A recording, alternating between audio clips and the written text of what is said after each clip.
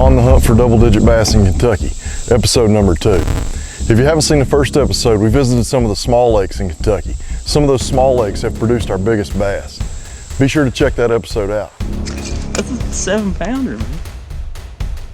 In this episode, we're headed to one of my favorite lakes, Paintsville Lake, right here in my hometown of Paintsville, Kentucky. We've done a lot of work in that lake the last few years. We've stocked 150,000 Threadfin shad. We've done a bunch of habitat projects thanks to Friends of Reservoirs in our local Eastern Fisheries District. And we're really excited about the prospects for Paintsville Lake growing bigger bass. No way. Craziest day ever, Paintsville Lake. Check us out. 2 fish, 1 cast, 1 tree. There's no way that just happened. 1 tree. That's out of 1 tree. There's no way that just happened.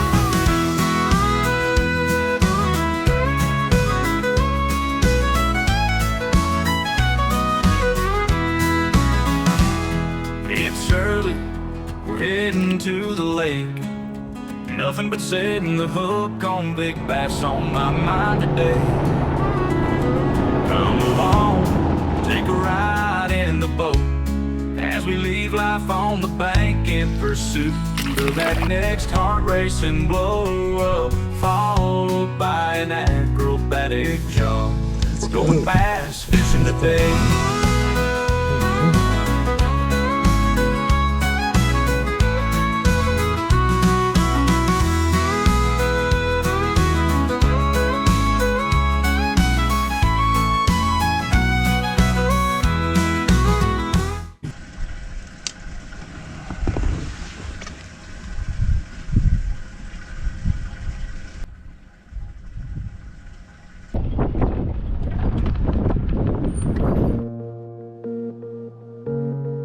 You know, Paintsville Lake is full of just about every type of habitat that you could imagine. In just about every hollow off the main lake, there's standing pole timber, and then you've got a lot of grass. You know, we've got a lot of hydrilla. Brazilian LED is actually present in our lake. You know, that stuff's been here for years, for a long period of time.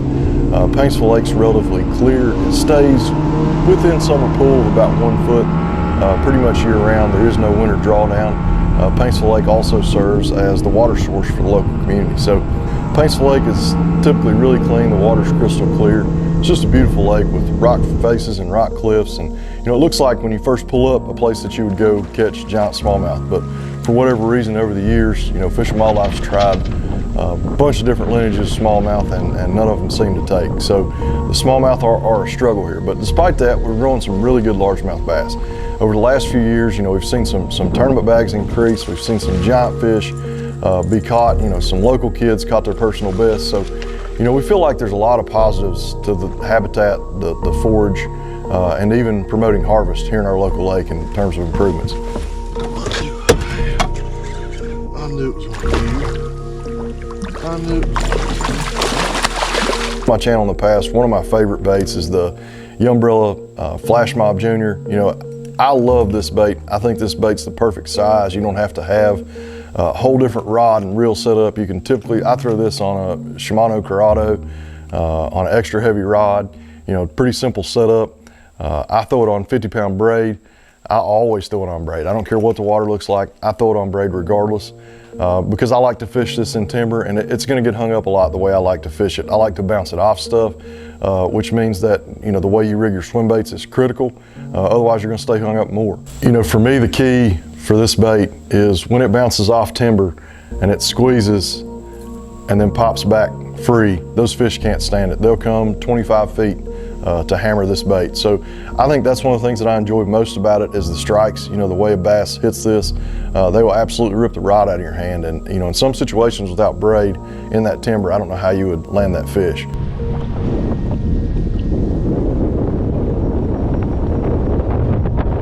So there's a few factors that I think you have to catch big fish on the A-rig. And there's only a certain time of year you can do it. You know, about 2 weeks in the spring in the pre-spawn when it's just on fire. But number one, I think it takes wind. Number two, you know, you gotta have some cloud cover, and a little bit of watercolor doesn't hurt. But all those things are working for me on this day when I land this giant bass. Let's go. Let's go. Let's go. Let's go. Let's go. Let's go. So a few years ago locally, we decided to start a nonprofit called Anglers for Improving Opportunities. A group of local anglers, we got together, we had some ideas, things we wanted to consider. We felt like we could align some resources maybe to fund some things like shad stockings or habitat improvements. But back at the start of all this, when we first met with the Kentucky Department of Fish and Wildlife, we asked about stocking F1 bass. And the first thing that the department will tell you that they told us was, you got to work on habitat, got to work to improve the forage base, and then probably got to harvest some bass, at least in our situation. And there's really a lot more to that than maybe we understood 3 years ago. And I want to take you through some of that, some of the things that we've learned in terms of trying to enhance our local lake. One of the first things that we did, when we did that first sample with the Kentucky Team Trail and the 56 boats and the 97 fish, we measured and weighed every fish. Now you could do that this fall on your lake, and I would encourage you to do so of weight. And if you look at a couple of these fish, these big fish especially, are really healthy fish. They're high relative weight fish. Relative weight is essentially the length and the weight compared to a standard scale that you can Google, find online. There's even an app called the Fish Catch app, and you can use that to track and calculate relative weights with the fish that you're catching. When we did our initial sample in 2022, relative weights were below 90%. So that initially tells us we needed to harvest more bass. Research is going to tell you need to harvest about 25 pounds of bass per acre. Paintsville Lake's about a 1,000 acre lake, 25 pounds an acre, that's a big number, right? And in our case, we've had a slot limit on and off at different periods of time because of the prevalence of those small bass. Personally, I would love for us to flip the script on Paintsville Lake. Let's go to no minimum size limit. Let's maybe look at a 3 over 18 inches or 3 over 15 inches and instead put that limit on the top end.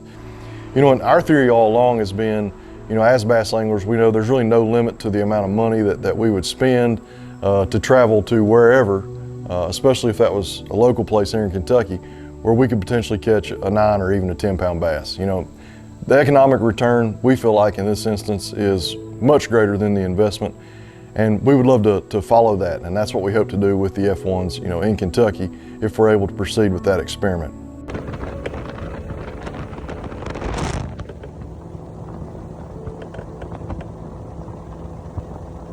So I'm fishing some laydowns, and these laydowns were cut the previous summer by the high school fishermen in the Eastern Fisheries District. And they really did a great job dropping, I think, 130 of these around the lake. And almost immediately these trees started holding fish. And this is probably one of the cooler moments in my fishing career right here.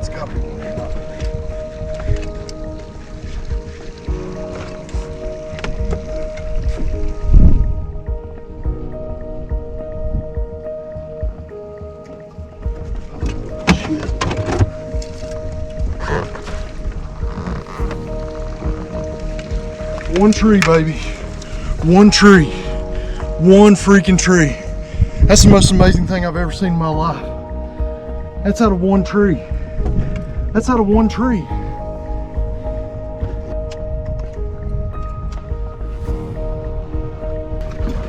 That's out of one tree.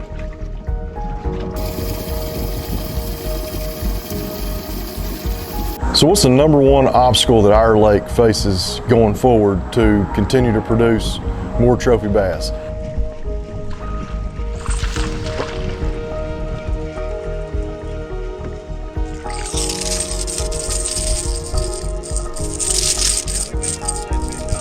Yeah, me too. Number one thing is going to be harvest. We talked about 25 pounds of bass per acre. 1,000 acre lake, there's a lot of bass. Fish and Wildlife considers our lake to be a little bit overpopulated. Their data is an 82% relative weight, population wide. So we definitely need to harvest some bass. Every time you go out, you probably can't do enough of taking home a limit of 6 12-inch plus fish to help that lake in the future, at least until the regulation changes. We've been a big proponent. It takes about 2 years to move a rig in Kentucky. And I think that's the case in most states. Those things don't happen real fast, but we've been working hard with our local biologist, and he's done some great work. And he proposed in the last Fish and Wildlife meeting, discussion item was re-implementing a slot limit on Paintsville Lake. Sound off in the comments. If you follow our page, we run a lot of polls, and slot limits aren't very popular in Kentucky. I even asked the question last year at the Black Bass Summit, that they invited us to in Frankfurt, if there was a success case from a slot limit in Kentucky. And let's just say if there are, they're few and far between.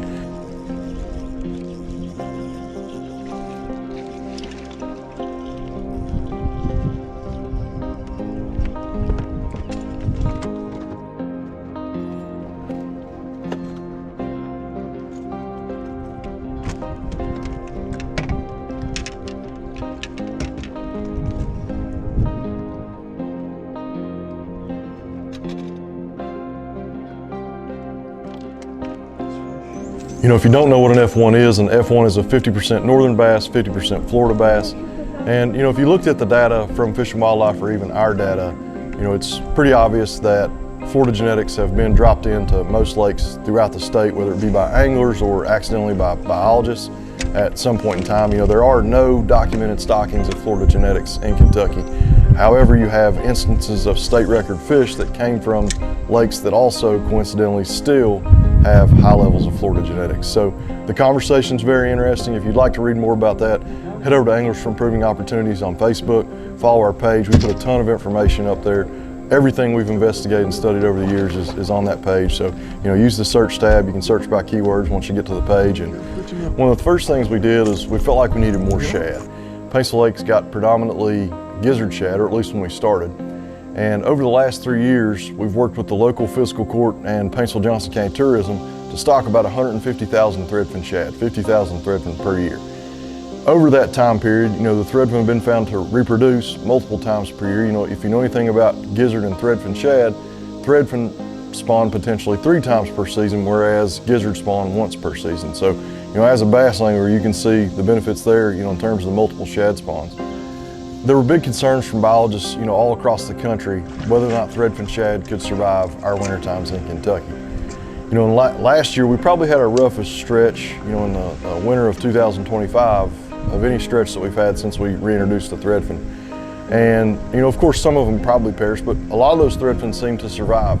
This year, our threadfin shad stocking didn't happen until around May. It was a little later than usual. We've been trying to get those things up here in March, you know, when the water's still cold. Just didn't work out this year.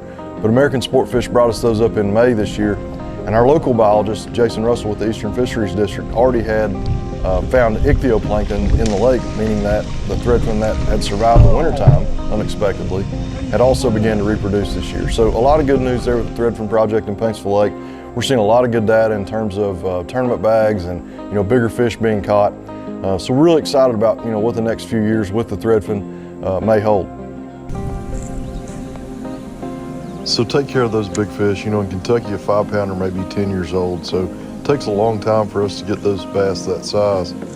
I use a rubber net here, and I highly recommend a rubber net. You know, avoid laying them on your carpet when you can, but take extra care of those big fish.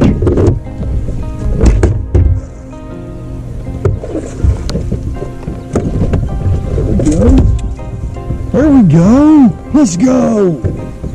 Let's go. Look at that. Top water, baby. Look at that.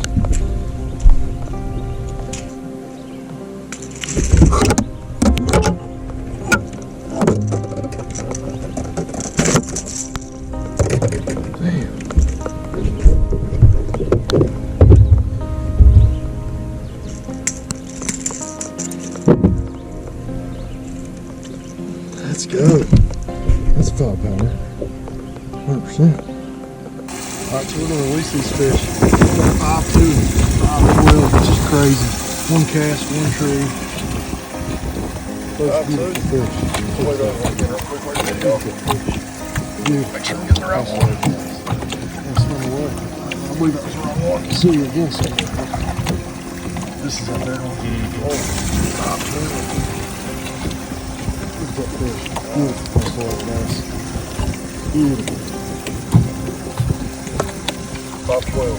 Yeah. God, that's a stud. See you again someday. That's crazy for one cast out here. That's awesome. I'll get you to take a picture. You know, the future for Paintsville Lake looks bright thanks to our fiscal court, Paintsville Tourism, and everyone in the community who's made an effort to be a part of and, you know, support our group, to hopefully advocate for some change and some positive change and, you know, a local resource that we all feel could maybe have a bigger economic return than what it does now. So please be sure to follow Anglers for Improving Opportunities. If you like this video, please like and share it. Hit me up with a comment. Love to know what you think of this episode. Love to hear your tips on where we can catch a double-digit bass in the state of Kentucky.